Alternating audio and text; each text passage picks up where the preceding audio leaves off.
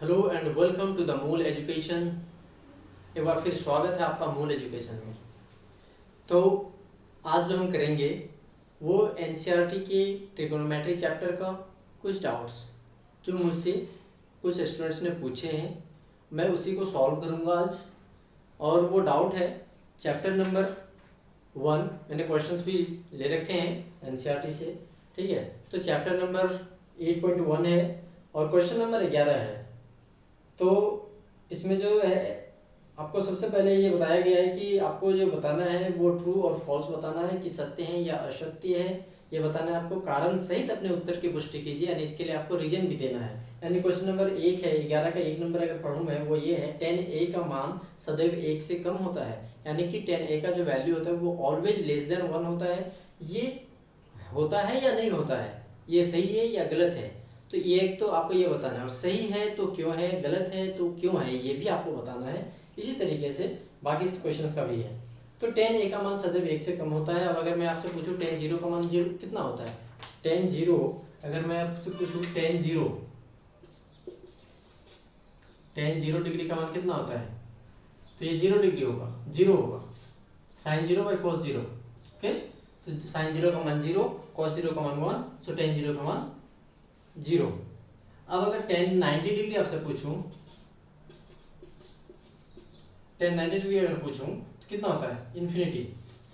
Infinity होता है, यानी कि साइन 90 अपॉन कॉस 90। साइन 90 का मान 1, कॉस 90 का मान 0। 1 अपॉन 0 करोगे तो इन्फिनिटी आएगा आपका। ये इन्फिनिटी 1 से ज़्यादा है या 1 से कम है, 1 से बड़ा है या 1 से छोटा है। ऑब्वियसली 1 से बड़ा होता है ये, ठीक है। तो अगर हमेशा हम ये कहें कि 10a का मान हमेशा 1 से कम होता है, ये सही होगा क्या? नहीं होगा। हमने देख लिया, 90 डिग्री पुट करके भी देख लिया, 90 डिग्री में आपका इन्फिनिटी आ गया है। तो इसीलिए 10 का मान 0 से इन्फिनिटी तक वेरी करता है, 0 के इक्वल और इन्फिनिटी के इक्वल होता है। इन्फिनिटी होता है 0 के इक्वल से लेके 0 से लेकर के इन्फिनिटी तक इसका वैल्यू जाता है। इसीलिए केवल ये कहना कि 10 का मान जो है आपका 1 से कम होता है हमेशा, ये सही नहीं है। और रीजन क्या है कि इसका मान 0 टू 90 डिग्री 0 टू इन्फिनिटी तक वेरी करता है। इसीलिए हम ये नहीं कह सकते कि 10 का मान आपका 1 से कम ही आएगा हमेशा, ये सही नहीं है। सो आई होप ये वाला क्लियर है आपको। दूसरा नंबर जो क्वेश्चन है वो आपका ये, सो 10a, मैं आपको लिख देता हूँ, 10a is always less than 1 होगा, ये गलत है, ये सही नहीं होगा, ठीक। उसी तरीके से अब क्वेश्चन नंबर इसका सेकंड है। सेकंड है आपका, कौन ए के किसी मान के लिए sec a equal to 12/5 possible है क्या? sec a equal to 12/5 possible है क्या? sec a इक्वल टू 12/12/5 हो सकता है या नहीं हो सकता है? तो sec a आपका जो है इसका भी 0 से 90 तक आप वैल्यू देख लो। sec 0 का मान कितना होगा, sec 0 का 1/cos 0, cos 0 कितना होता है, 1 होता है। तो sec 0 equal to sec 0 degree equal to कितना हो जाएगा, 1 हो जाएगा। उसी तरीके से sec 90 डिग्री निकालो आप, sec 90 1/cos 90, cos 90 का मान 0, 1/0 तो 1/इन्फिनिटी, ठीक है। ये 1/0 इक्वल टू इन्फिनिटी देगा ये, तो ये आ जाएगा आपका इन्फिनिटी, राइट। तो इन्फिनिटी यानी 1 से बड़ा और इन्फिनिटी से छोटा होना चाहिए, 1 से लेकर के इन्फिनिटी तक जा सकता है। तो 12/5 का मान कितना आएगा, 2 पॉइंट समथिंग आएगा, 2.4 आएगा, 2.4 आएगा यहाँ पर। तो 2.4 इसके बीच में आ रहा है क्या, 2.4 इसके बीच में आ रहा है क्या? हाँ आ रहा है, 1 से लेकर के इन्फिनिटी के बीच में 2.4 आ रहा है। इसका मतलब ये वैल्यू आ सकता है, ये वैल्यू हो सकता है, ठीक है। तो ये सही होगा। इसी जगह अगर पूछता आपको कि क्या 3/5 हो सकता है, sec a का 3/5 हो सकता है क्या वैल्यू,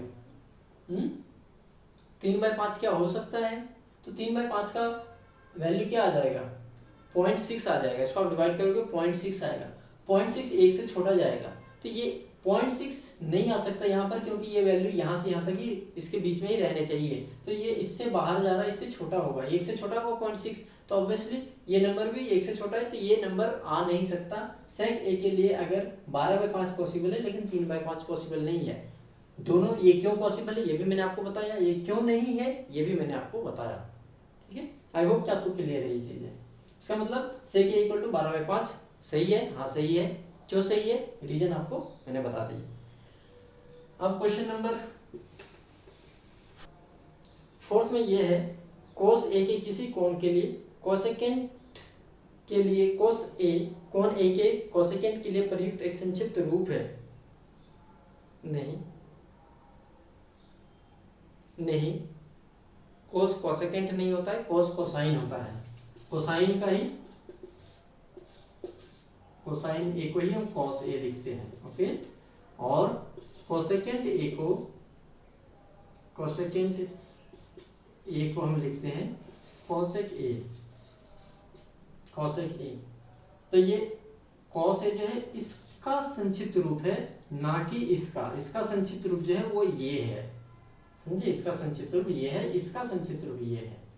इसलिए यहाँ पर जो लिखा हुआ है ये कह रहा है कि क्या इसका संक्षिप्त रूप ये है, तो नहीं है। इसका संक्षिप्त रूप ये है, इसका संक्षिप्त रूप ये है, कोसाइन का कॉस होता है। अब क्वेश्चन नंबर 4 है आपका, 4th है, कॉट ए, कॉट और ए का गुणनफल होता है।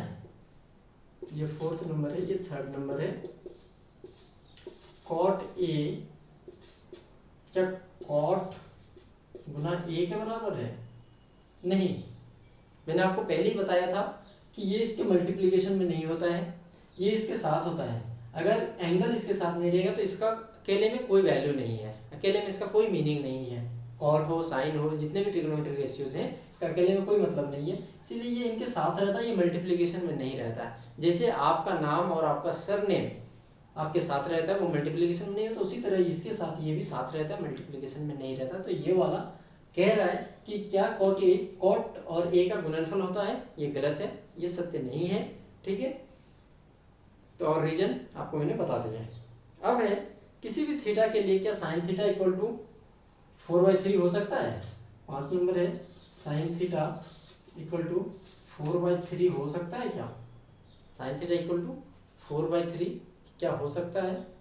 तो साइन थीटा जो है 4/3 आपका 0 ले लो। साइन 0 कितना होगा, फिर से आप वैल्यू ले लो। साइन 0 कितना होगा, 0। साइन 90 कितना होता है, 1। तो इसका जो वैल्यू है आपका 0 से 1 के बीच में ही रहना चाहिए। साइन थीटा का वैल्यू 0 से 1 के बीच में ही रहना चाहिए, उससे ज़्यादा नहीं जा सकता है। लेकिन जब आप इसको 4/3 को कैलकुलेट करोगे तो ये 1 से ज़्यादा वैल्यू आएगा, 1.33 समथिंग ऐसे कुछ आएगा। ठीक, लेकिन यहाँ ये तो 1 से ज़्यादा चला गया। अब जब हम यहाँ देख रहे हैं कि साइन का मान, साइन थीटा का मान 1 से ज़्यादा नहीं जा सकता, तो इसका मतलब ये वाला हो नहीं सकता, ये गलत है। साइन का वैल्यू हमेशा 1 से कम होगा और 0 के बराबर या 0 से बड़ा होगा। यानी साइन का रेंज है 0 के बराबर या 0 से बड़ा और 1 के बराबर या 1 से छोटा तक में वेरी करेगा। तो ये चीज़ असत्य है। ठीक, तो आई होप कि आपको ये चीज़ें समझ आई होंगी और ये डाउट्स थे और मैंने इसको सॉल्व करने का कोशिश किया है, और प्रैक्टिस करते रहिए आप। So okay, till then keep learning, keep growing. Thank you so much.